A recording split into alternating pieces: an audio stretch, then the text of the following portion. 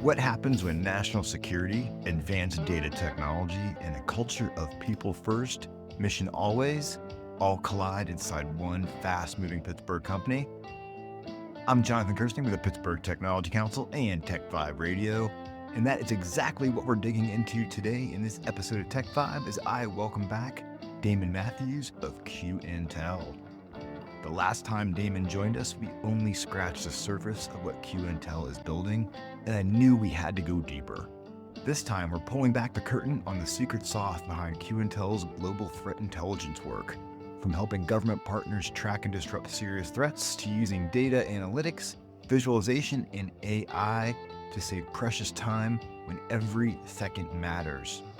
We'll also talk about Qintel's unique culture, why the company hires for people as much as positions, and how Damon's 22 years as a Marine intelligence officer makes this mission feel like a natural next chapter. Plus, we might even discuss Qintel's new sign on its building, changing it to the Pittsburgh Technology Council green, and why I'm fully prepared to make that crossover event happen. Strap on your seatbelt. Let's jump into my conversation with Damon right now. Damon, it is fantastic to have you back here in the Huntington Bank studios. I was just so stoked with the last interview that we did. There was just so much going on at Qintel. I was like, we got to circle back and go a little deeper on this. So I really appreciate you taking the time to walk me through more of the technology and the people and the culture that are making Qintel tick. And I want to follow up and find out if you found any more tips and tricks around your sign, any new colors, any new fun stuff that you guys are doing. With that awesome sign that I see in the morning when I'm driving to work, I do see the Qintel up on your building there, which I love.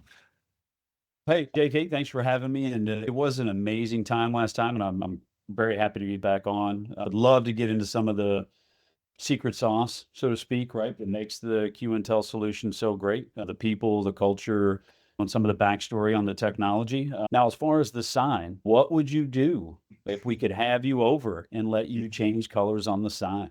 Oh, I would shoot over. I would turn it the shade of green that we have at the Pittsburgh Tech Council. We could officially bring our two companies together. How about Yeah, that? we'll call it a crossover event. We'll let you go Yes. behind the curtain and work the sign. I'll see if I can arrange that. If you can, you might just make my day. That's all I can say. Damon, you're the best. I absolutely love it. Before we jump into it, though, just in case anyone's just joined us for the Yep. first time, just give us the elevator pitch for what Qintel is all about, and also a little bit about your background. You've done some pretty cool stuff, and I feel like you're the kind of person who has the perfect fit for a company like Qintel. I'm the senior director for national security operations at Qintel, and mainly handle the Department of War intel community portfolio for them. And it's very fitting, right, from my background. So I was a Marine intel officer, almost 22 years in the Marine Corps, retired in January 23, and then almost immediately after that came on at Qintel. And it does fit well, and Qintel does a great job at not hiring for positions, but hiring the right people. Right. Interesting. They as a organization, right, and really a family, focus on people first, mission always. And the people first part is from start to finish. From whether we bring somebody on with the Q family, they got to be a good fit, right? Not only from a business perspective, but from a family and culture perspective. So a lot of thought goes into that. And it really ties back to me being in the Marine Corps. One of the unwritten mottos for the Marine Corps is more with less, right, since 1775.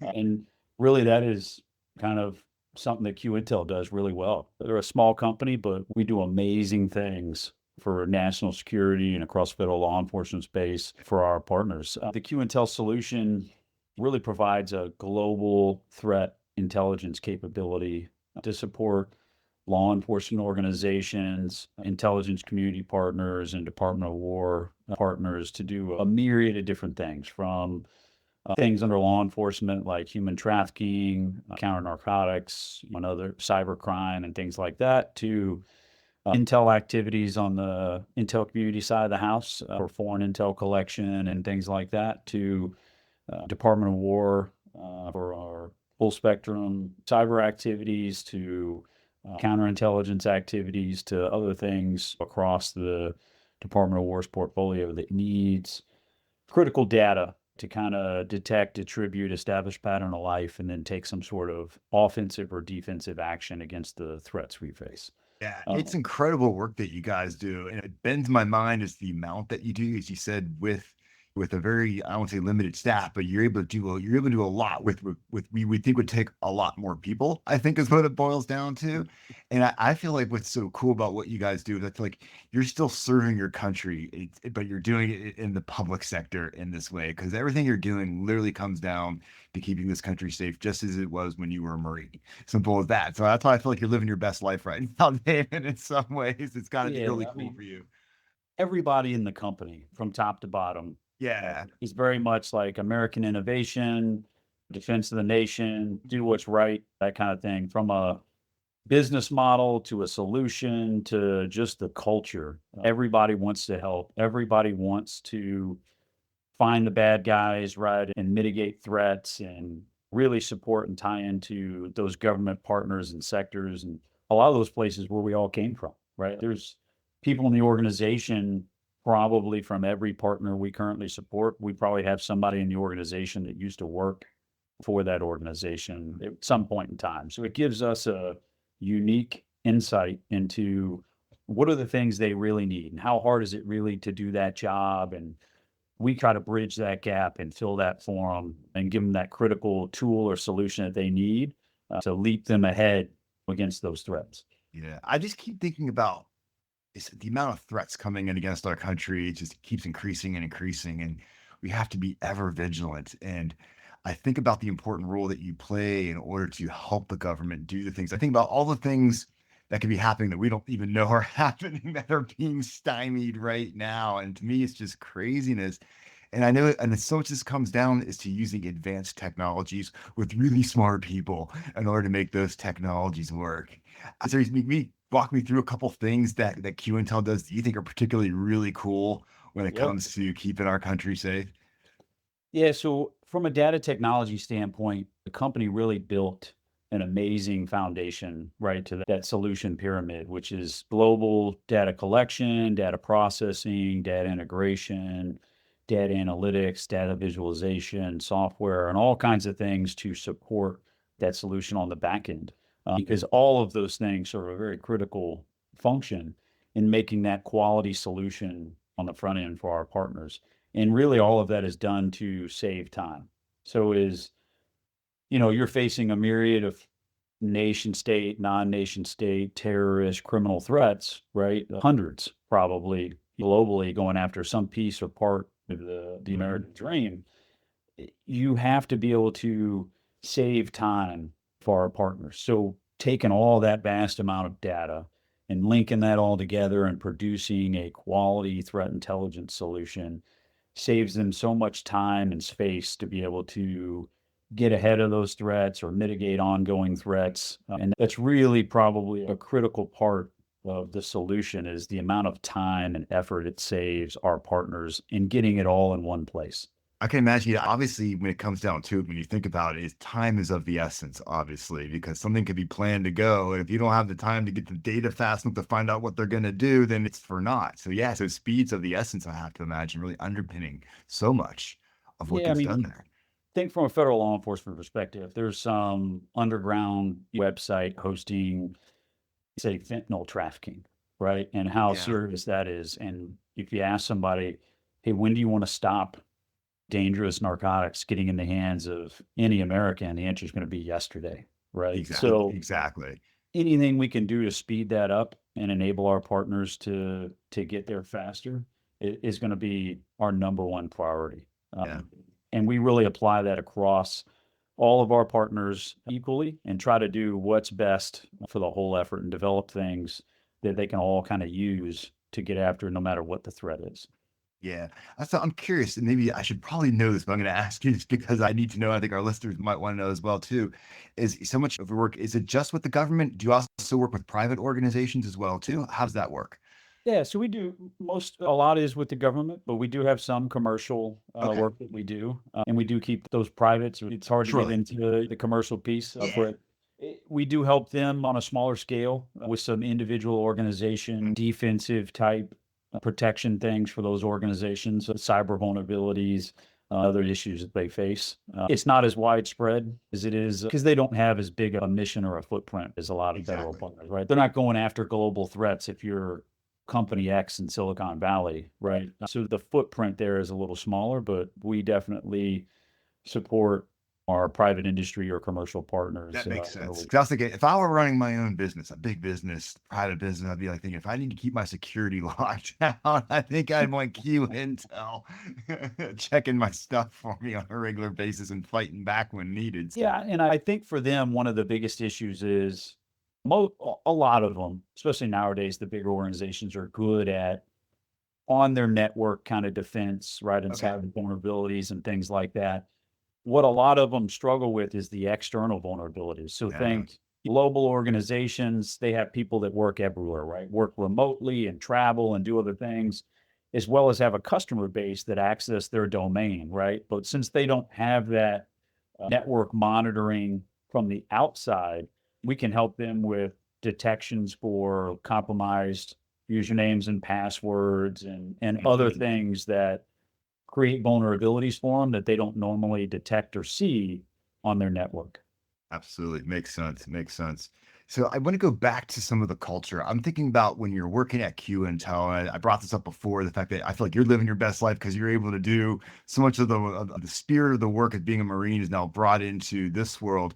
I'm feeling like, and you mentioned that when Q Intel is hiring, like you hire for the person, you don't necessarily hire for the position, which I think is something really important for us to talk about because I see a lot of companies where they're like, they can be passing up on good hires because they don't have this exact credential on their resume or so forth. But you go past that and you see the whole individual as doing someone that could fit really well, and how that culture then builds this base of folks that are coming to work every day knowing that they're kind of fighting the good fight. Is that, am I correct in the assumption that's kind of driving the spirit there when I visit and turn that sign green? Q Intel, that I can see folks in there like all charged up because they know they're combating all this evilness in the world that's directing its ire at us here in the United States. Yeah, for sure. You got to think everybody that works there focuses on that culture of helping the government, American innovation, doing the right thing, and they get up every morning for the stars and Yeah. stripes, right, to keep those people safe and to make bad things happen to bad people. So that drive, that culture has to be a good fit from the beginning because just not everybody's that way, right? And to each their Course. own. And some want to join the workplace just to turn a buck and climb the ladder, but that's not necessarily the right culture for every organization.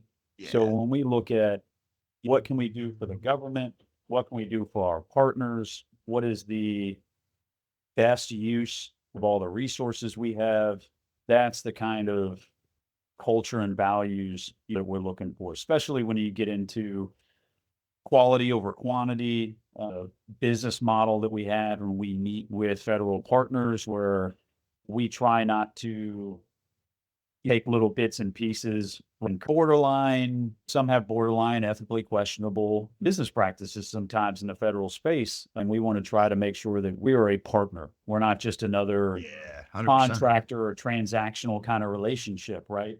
It prioritizes a culture of trust, readiness, adaptability, and creativity that you really just don't find anywhere else. Yeah. I was a core in the government. I had contractors that worked for me before I retired. I've seen all shapes and sizes. And I will tell you, hands down, I have never seen or heard of a place like Q Intel with the people and the culture that they have Absolutely. and how they put people first, but mission always. You really can't say it any better than that. Yeah, I feel like you're someone that could play work any place you would want to work. And so you're choosing Q Intel for a reason, which I think is pretty cool. I'm curious, switching gears just once again, because I'm always like, hopping around here thinking about cool stuff. It's not often get to talk to folks that are on the front lines of this. What are some trends that you're seeing out there? I was just at our Cyberg conference a couple of weeks ago, where it just seems like AI, of course, is infiltrating everything when it comes to helping hackers and all this kind of good stuff. What are you seeing out there that's kind of new and I don't want to say exciting, but maybe crazy or whatever that may be that you think is interesting? That's probably the best word to use. So I think it's interesting how fast innovation in AI, especially with this current administration, is really pushing across the federal Mhm. space. And it's good and bad, right? The government doesn't usually do a great job at innovation leaps unless there's some extreme pressure or event that normally makes you skip a whole bunch of steps or Yeah, bureaucracy to get right. to that point. Like a World Um, War II scenario sure, where it's yeah, like, God, like we're solving this now.